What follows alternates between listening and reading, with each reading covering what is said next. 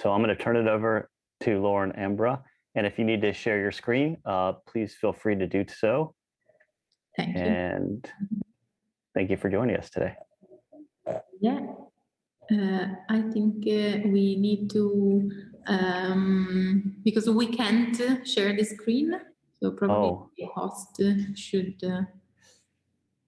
let's see. have permission to do that. Huh, they're not giving me any control over this at all. So let me see. Okay. Let me check real quick with the people.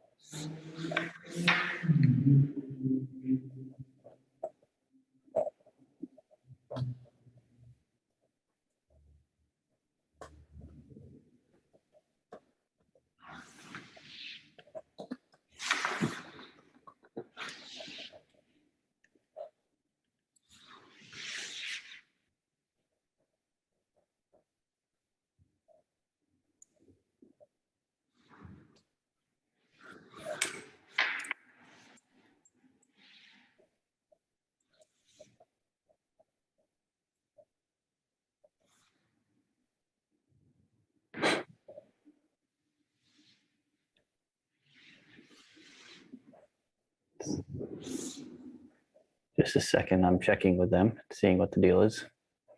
No problem.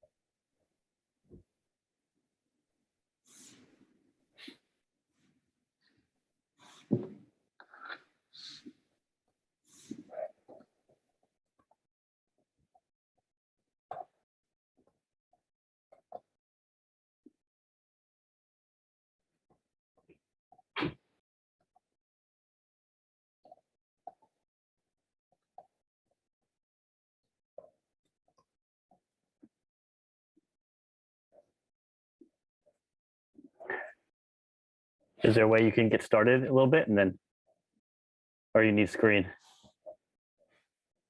Oh, I can't hear you, sorry. Sorry, I switched off the audio. Sorry, no, yeah, we can start. Of course, we have a presentation, so we need the slides, but the first slides are more sort of presentation. So you already introduced us. Me and Ambra, we work together here in Politecnico di Milano, and we work on this topic of design for social innovation and sustainability. So the disease network here in Polimi at the Polimi Disease Lab. The presentation of today is focused on urban spaces, and so the future of our cities.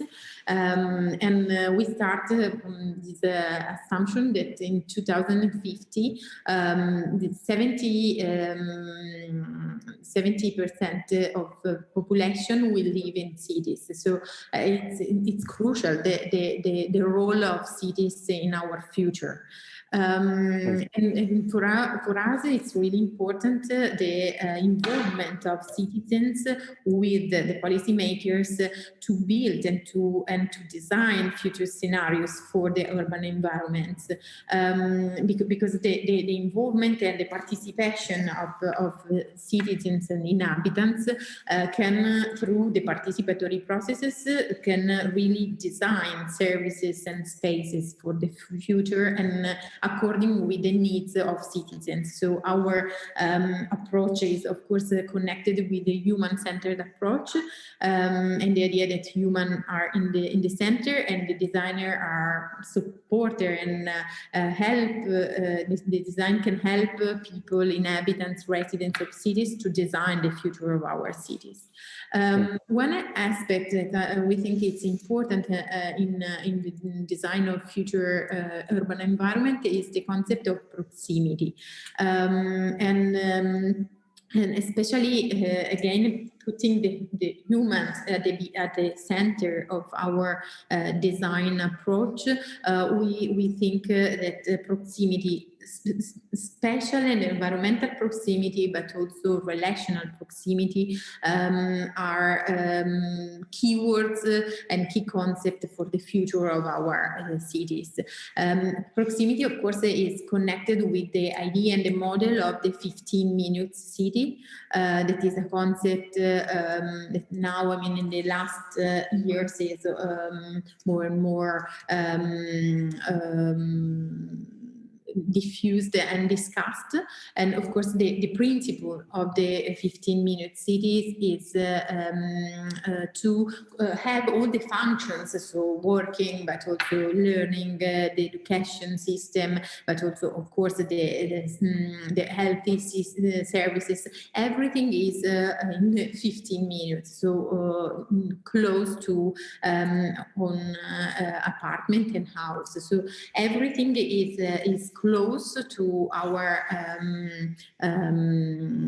place, and that's one of the recommendation also of the network of the C40 cities. So they suggest to work on the 15-minute cities also for the future development of our urban environment.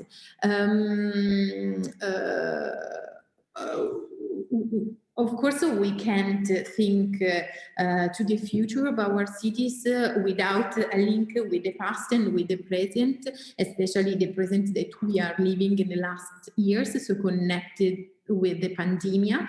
And of course, the pandemic and all the rules and new rules affected the way in which we stay and inhabit and live the urban spaces.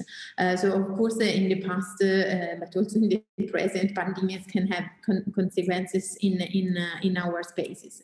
Here it's a pity to not share the screen because we have some examples of some images and work, photographic, but also design work on these void spaces. You know, the spaces, the urban spaces, the very famous Italian, but also not Italian, also diffused in other countries, squares, completely empty, without people. And I think the images of these new void spaces in urban context really change our perspective of cities in general. We have different examples, and in some of these artworks and design works, the authors sketches people in these interesting and cultural spaces, void and empty, because without humans. Another interesting example is The Missing Piece by Giovanni Hanninen, and he worked on the publicity empty spaces around the cities, because we are usually we have full. I mean, our cities are full of promotions and advertisement, and it's very strange to see our urban environment without the. Okay, probably now I can no. I was thinking now I had the permission, but was not true. So we think that from this observation of a completely new situation, I mean, a new void in the city and this empty space, like a sort of tabula rasa, like a sort of empty room, we started to think in this new way to see the city can help us to see new futures. So we started from this observation, and first of all, we have seen that in nature it's impossible to have a void. Nature, in a way, hates the vacuum, the void, and try to colonize all the things that humans let leave empty. So we have seen around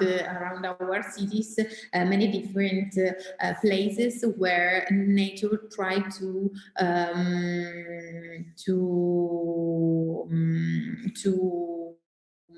fill the empty space with new plants, with animals, and so on. It's interesting on this topic also an example of a project developed in 2011 by Giovanni Bellotti and Eric Revillier, the Wild City. So before the pandemic and the lockdown and all the things that we described so far, they imagined what happened if our cities were abandoned from humans and colonized by plants and vegetables, but also animals. And it's interesting to see how cities can be completely a different background for other forms of life. You know?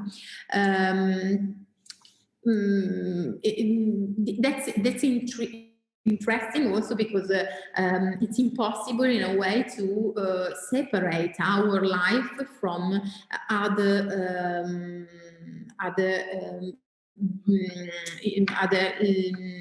lives like the humans, the animals and plants and other species. I mean, all of us are connected, and it's impossible to isolate ourselves from the rest of nature. But we try to ask to ourselves and to our students how it's possible and if it's possible to change the rhythms of the cities and try to change also and to redesign the public spaces on a human scale, especially to improve our quality of life. An example can be try to take advantage of this particular and this very strange and weird situation of the pandemics and lockdowns to, for example, to colonize and to open our urban spaces to children, for example, because we know that our cities are car driven in a way. I mean, and the car are the environment is focused on more on cars than humans and children. And so one suggestion can be try to redesign our cities for fragile people, fragile categories of humans as children. We try to see this void that we observed during the lockdowns like a sort of opportunity with a potentiality. We started with some examples of design and artworks and try to think to different pieces of very famous pieces of art without people, no? Like the Last Supper or other very famous paintings without people. And it's impossible not to think spaces without the human presence. And this can be, for us, from our point of view, can be an opportunity, you know. We try to redesign this relationship between the urban spaces and the inhabitants, trying to, okay, I can share the screen. So I'll try to do now. Okay, I'll try to go to the slide because we left here. Okay. So we try to ask to ourselves how can we redesign this relationship between urban spaces and inhabitants, and of course in this new era, which is the role of public spaces. It's this dichotomy between the sense of community but the relational distancing. How can design rethink about all of these aspects? And we try to do a sort of classification of the first design proposals about the urban spaces that we observed and analyzed in the last years. The first category can be the object and wearable elements as a social distancer. Like in this case, the project is bounding spaces, and it's interesting how the habit and the dress can be a social distancer, but of course with the intention to stay together. But so the relational distancing is not present, but is a physical distancing. A second category can be the traces and lines as a special boundary, like in this example, the Minimum Republic 12, or in this example of Centro here is in a park here in Milano, in Parco Sempione, some small objects or some lines that can define your private, let's say, your individual space. Or in this case, this pattern of the ground in a square in Tuscany to redesign the relationship in a way of people and among people in a public space. The third category is the objects and furniture as space facilitator. Like in this case, the object can help people to stay together or to distance themselves from others. From all of these considerations and thoughts, we asked to our students of this elective course, Temporary Urban Solutions at the School of Design at Politecnico di Milano at the master level, to design the postcards from the future, and especially from Milano 2033. What do you expect to notice different about the city? So we asked them this question. The other one was, what are the qualities that make it inclusive? Because we try to design this postcard from the future connected with the inclusivity. So for and with the fragile populations, which vulnerable categories populate urban spaces. So as I suggested before, for children, for migrants, and for other people that are more fragile and can be supported especially in the urban spaces. We have some examples of the postcards. Some postcards were connected, for example, with this population of bikers and people that live the meals around the cities.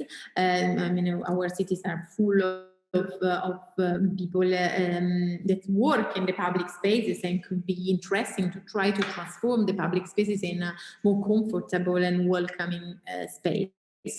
The idea is to try to develop a new sensitivity in the students, try to open different possibilities toward the possible. So again, try to think to the future, to go back in the present and try through different tools like prototyping to experiment this idea of the postcards from the future. So this exercise, this tool of the postcard was just a starting point to build and to design future scenarios. And starting from these future scenarios, we asked them to go back to our present. The objective and the goal of this action, this activity, was to try to create a new cultural system for our cities in the future.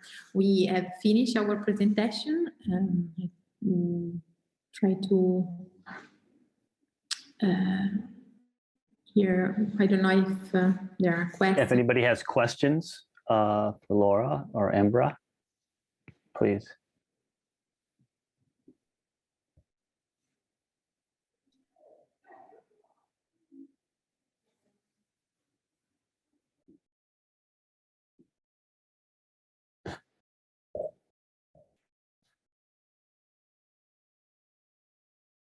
Any final things you'd like to share, Laura and Ambra? No, we are fine. Thanks. Thank you.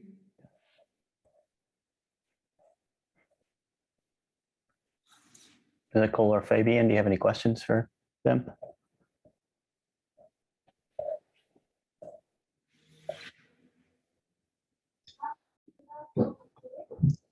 I'm sure I would have a question, but I missed half of it because I was trying to figure out how to get your screen share going. No, thanks, but Okay. I'm not having a question either. Okay. Thanks, Fabian.